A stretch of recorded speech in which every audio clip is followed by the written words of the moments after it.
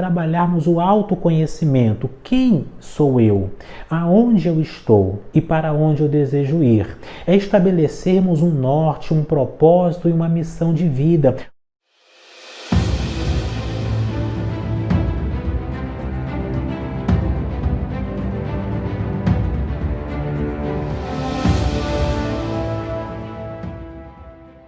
Fraternais saudações. E ao aceitarmos dignos o desafio de brevemente refletirmos sobre a baixa autoestima, é importante, em primeiro lugar, considerarmos o fato de que todos nós sofremos de baixa autoestima. Repito, todos nós sofremos de baixa autoestima. E a consciência disto, no lugar de nos fazer alargar as crateras emocionais da inquietude, da ansiedade e da desesperança, deve, em realidade, nos trazer maior paz de espírito, por nos colocar sob o mesmo patamar, sujeitos, portanto, às mesmas problemáticas e aos mesmos desafios existenciais fundamentais.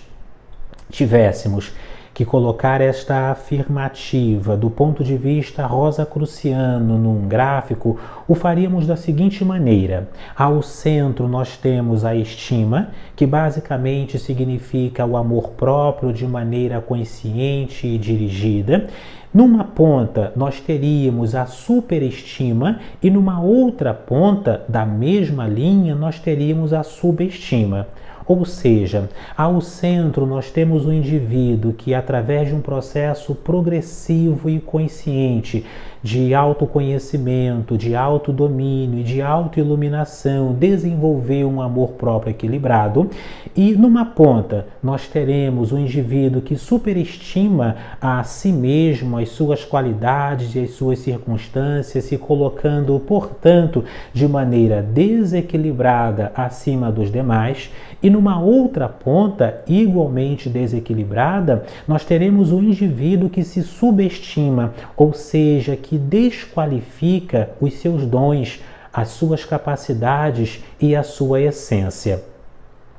Tal como no símbolo do Tai Chi, advindo da simbologia do taoísmo, religião ou filosofia fundada por Lao Tse, um dos mestres chineses mais antigos e mais iluminados, nós temos o Yin e o Yang sendo, portanto, o ponto de encontro dessas duas energias, dessas duas camadas, o elemento de equilíbrio. É o que chamamos dentro do taoísmo e que Lao Tse chamava de caminho do meio. Devemos nós próprios, portanto, até de um ponto de vista Rosa Cruz, continuamente nos trabalhar para estarmos no caminho do meio, porque assim, o normal de todos nós é que nós descambemos, que nos desencaminhemos de forma tortuosa, ora para a superestima, ora para a subestima. Seja como for, tanto um ângulo quanto o outro significam a baixa autoestima. Um por uma razão e por um viés, e outra por outras razões e por outros vieses. Vejamos que o indivíduo, por exemplo, que sofre de superestima, ele tenta se posicionar no mundo e perante os demais, desqualificando aqueles que estão à sua volta, como aquela criança pirracenta aqui dando o exemplo, que para tentar se colocar junto aos seus colegas na escola, em qualquer outro lugar, fala: eu tenho, você não tem, o meu pai pode comprar, o seu pai não pode comprar, eu consigo fazer, você não consegue fazer. Ou seja, ela precisa continuamente se afirmar ao se colocar por sobre todos os outros, e isto vai acontecer pelo processo da comparação. Tanto o indivíduo da subestima quanto o indivíduo da superestima estão continuamente se comparando, não estando propriamente no centro, se desconhecendo de forma fundamental. Ainda dentro deste mesmo gráfico, poderíamos colocar, por exemplo, elementos como o egocentrismo, o egoísmo e o altruísmo. Vejamos que a palavra egocentrismo é diferente de egoísmo. É um indivíduo egocêntrico, É um indivíduo centrado em si mesmo, é um indivíduo consciente de si, que trabalha a sua própria energia, suas circunstâncias de vida de maneira consciente. Ele está no centro, no caminho do meio. Já o indivíduo egoísta, ele deseja tudo para si. Ele está continuamente olhando para os que estão à sua volta, procurando propriamente coisas que satisfaçam o buraco interno emocional, mental que ele possui, enquanto que o indivíduo altruísta, ele também sofre de um processo de baixa autoestima, porque vejamos, embora essa palavra altruísmo, que vem do francês, propriamente seja uma palavra tida religiosamente como uma expressão benevolente, positiva e luminosa, aqui de um ponto de vista mais psicológico, o altruísmo, até na sua raiz etimológica, significa a negação do próprio ego. É aquele indivíduo que, perante as circunstâncias, ele tende a baixar a cabeça, ele tende a se calar, ele tende a doar excessivamente, ele tende propriamente a se encolher, a entrar num processo de ostracismo para que o outro possa brilhar, porque ele não reconhece em si mesmo a capacidade de caminhar, a capacidade de brilhar, a capacidade de refulgir. Portanto, dentro desse gráfico nós temos o elemento do egocentrismo, que está relacionado ao eu e à estima, a autoestima, e nós temos a superestima e também temos a subestima. Vamos ter o egoísmo e vamos ter de um outro lado o altruísmo negativo.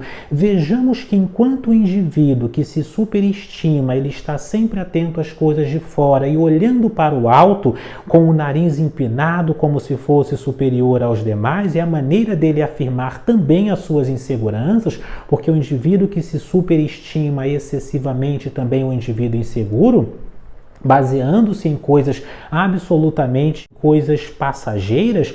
O indivíduo subestimado é também um indivíduo que está sempre olhando para baixo, é um indivíduo que sempre abaixa a cabeça, que se considera inferior, é um indivíduo que se cala e é um indivíduo que está sempre voltado para o seu próprio mundo interno, mas remoendo propriamente sentimentos, ideias, processos e padrões excessivamente negativos.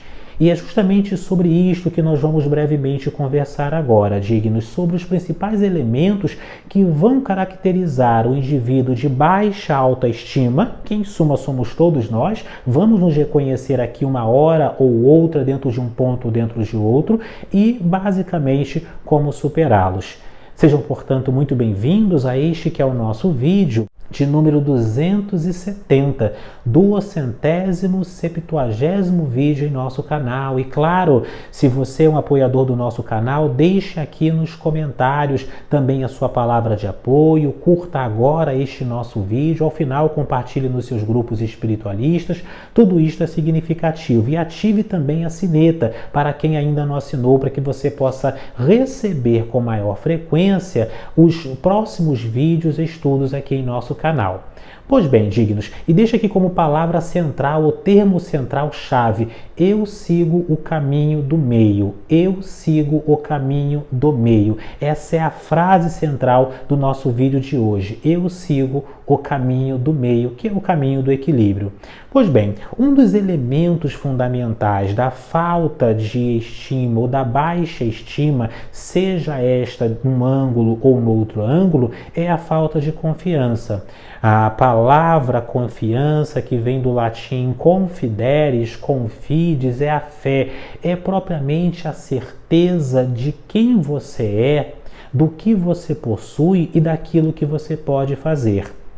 Um indivíduo que não tem uma estima por si mesmo devidamente equilibrada, e isso vai se refletir em todos nós num momento ou no outro, de uma forma ou de outra, em lembrarmos disso é fundamental, é um indivíduo que não tem essa confiança e, portanto, ele está continuamente se diminuindo ante as circunstâncias e as pessoas, ao mesmo tempo em que ele pode, no outro ângulo, estar continuamente tentando se impor valor através de qualidades absolutamente superficiais. Então, o ideal, sim, é trabalharmos o autoconhecimento. Quem sou eu?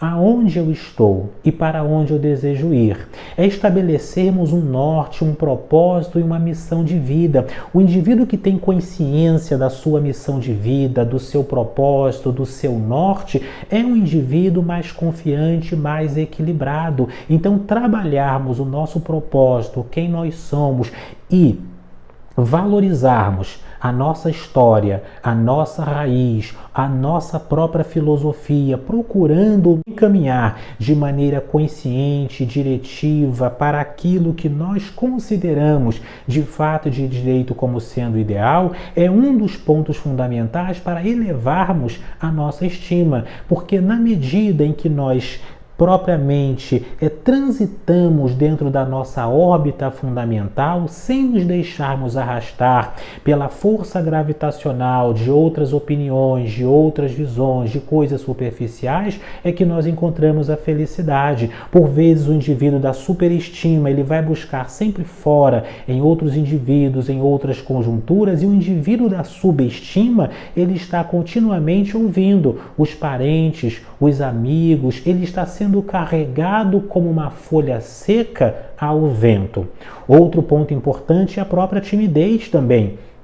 Verifiquemos, dignos, que sim, é importante considerarmos que a timidez vai, inclusive, trazer outros elementos, adendos e camadas psicológicas, mas que sim, na medida em que nós temos consciência de quem nós somos, nós começamos também a reconhecer o nosso próprio lugar no mundo, o nosso próprio valor, sem estarmos nos comparando, porque na medida em que a gente vai se comparar, não, agora eu vou ter que falar para um determinado público, vou ter que conversar com o indivíduo, vou ter que gravar um vídeo, vou ter que dar uma palestra. Eu fico mais preocupado com o mundo lá fora, ou seja, com a opinião, com a visão, com o modo como os outros vão me receber e vão corresponder ou vão propriamente reagir àquilo que eu tenho a posicionar, e se eu foco excessivamente nisto, eu estou entrando num processo de baixa estima. Então, o indivíduo que vive também excessivamente no mundo da timidez por medo e não por